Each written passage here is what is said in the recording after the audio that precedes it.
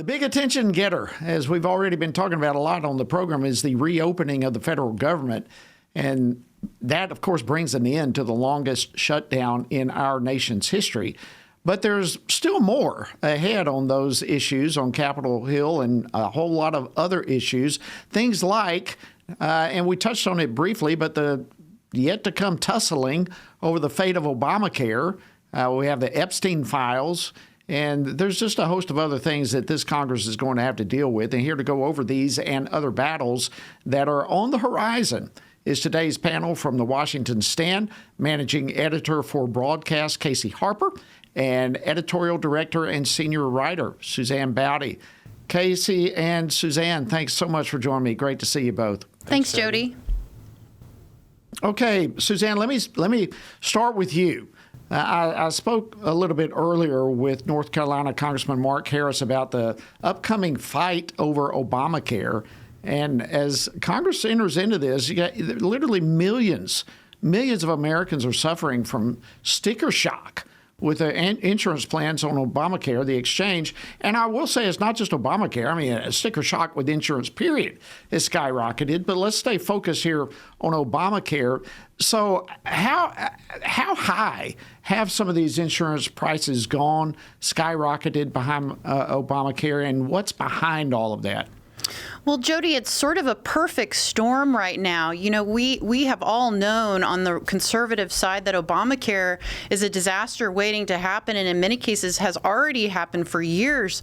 Republicans have been trying to undo the damage of Obamacare, but recently with these subsidies that we've seen has sort of been masking a lot of the impact that higher prices have had on consumers for a long time. And now that these subsidies are set to expire, 93% of Americans who are enjoying some of these subsidies on their Obamacare plans are about to find out that not only is insurance price going up, but that their subsidies are going to end. And that results in about double the price that they're paying for their next year's insurance. Insurers are already saying that they're going to have to raise prices about 30% on their part. So it's really a perfect storm. You have the subsidies set to expire, and you have insurance costs just skyrocketing. And really, this is a crisis of the Democrats' own making. You know, they rolled in these subsidies to hide the disaster that Obamacare was during the COVID era. So they've just been hiding with a Band-Aid. They've used these tax credits to really hide the disaster that's coming. And now that these subsidies are set to expire, which incidentally, as John Fetterman has pointed out multiple times, Democrats are the ones that decided to sunset them in 2025, not Republicans. So the Democrats are to blame for this situation. Everything's happening at the same time, and Americans are paying the price for it, literally. Yep, that's a great point. I forgot that the Democrats did lead that time to sunset it. Casey, so what do we do about all this? President Trump, we had a clip of him earlier talking about we're going to make all this affordable again from a host of different aspects of our country. But what is the suggestion you think that the administration will lay out to address this health care problem? Yeah, President Trump really raised eyebrows with that comment from the Oval Office, basically announcing, I think to the surprise of many, that there would be some kind of Republican health care plan. The language he used there, it honestly sounded a lot like health savings accounts, where you have your account and money's deposited directly. It was reminiscent of like a school voucher. He said that, you know, I think he rightly diagnosed that part of the problem is that insurance companies are getting rich off of these programs while prices continue to rise.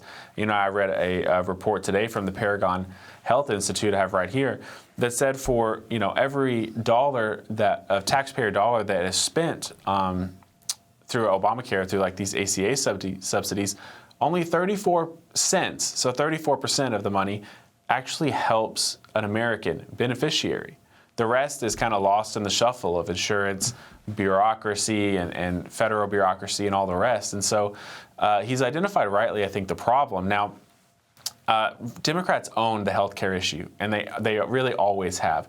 And so Republicans are in a tough spot where they want to do something on health care. They don't want to just say no to the subsidies and not offer any solutions. But when you look at the polls, it shows that voters overwhelmingly trust Democrats on healthcare. So what's the solution? Well, I think they're trying to do something very similar to what the Democrats tried to do in 2024, just before the last election, which is when there was a border crisis, they tried to pass a border bill to neutralize that problem politically. And so I think that's what's happening here. Republicans, they know they have to come up with something.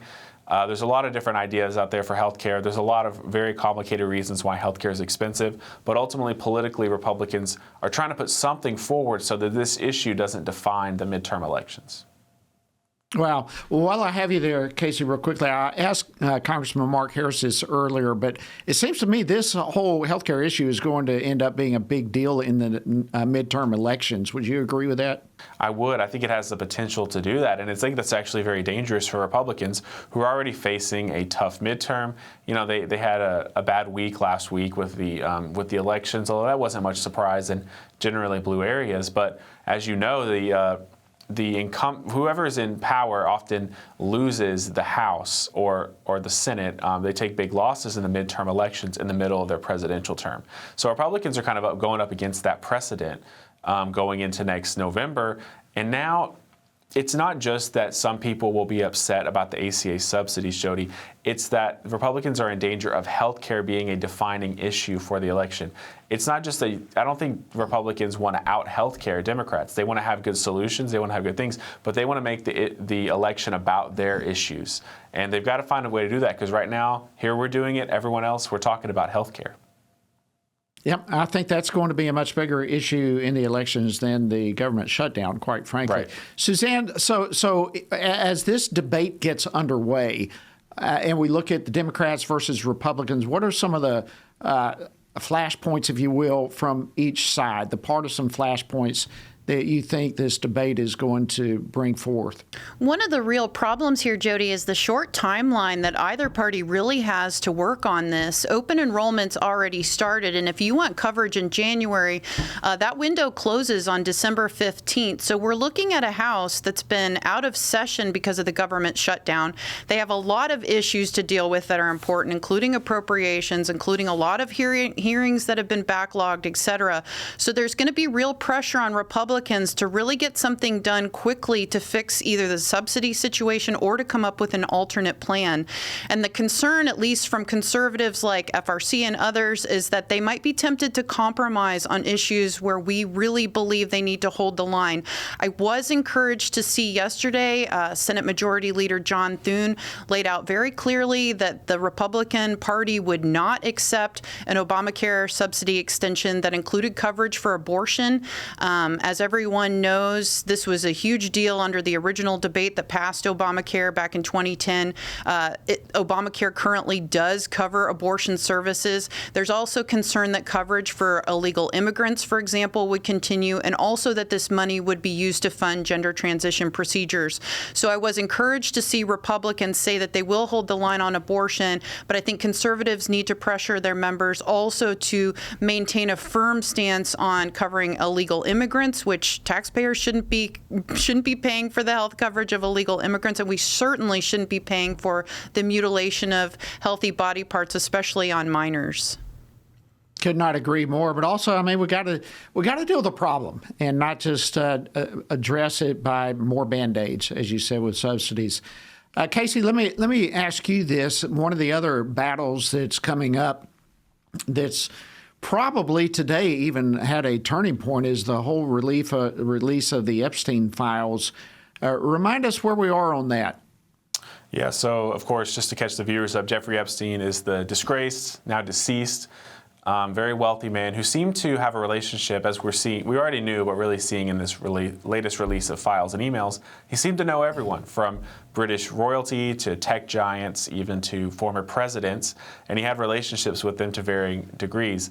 And this is pretty troubling because he's a convicted sex offender who allegedly was trafficking, countless numbers of girls. We have plenty of testimonies. They even actually did a press conference in front of the Capitol testifying about Jeffrey Epstein's abuse. So we have reports of rampant sexual abuse from this guy, Jeffrey Epstein, who then mysteriously dies in prison, and his co-conspirator, Ghislaine Maxwell, is currently incarcerated. So that's the stage that's set.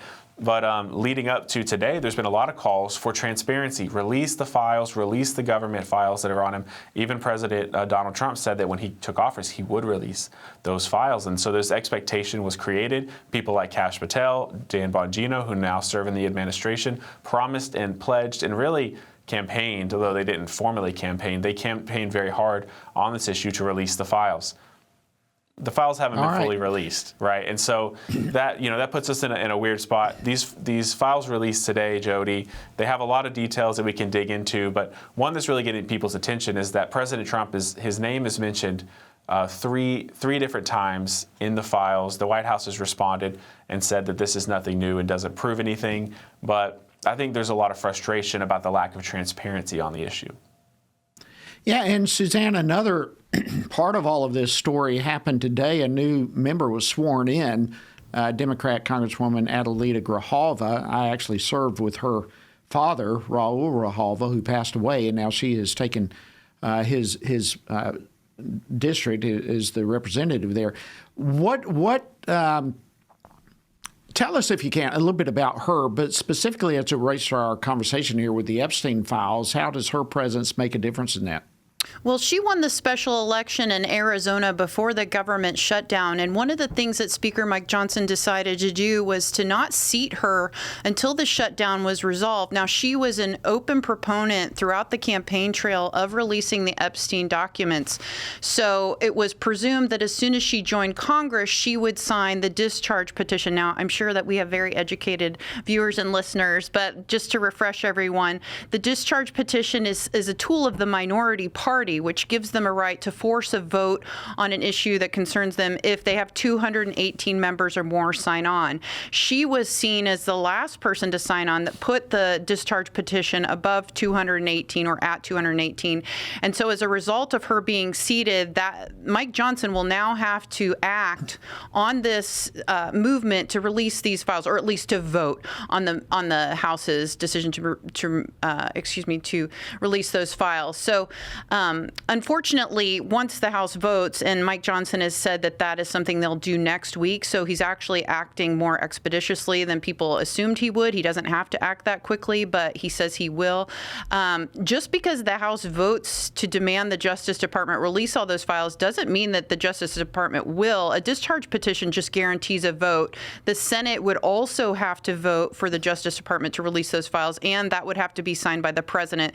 So in a lot of ways, this is a messaging tool. It certainly expresses the sentiment of the House, but it doesn't necessarily mean that the DOJ will have to comply. But her joining the House certainly does put Johnson and the other Republican leaders in a position to act.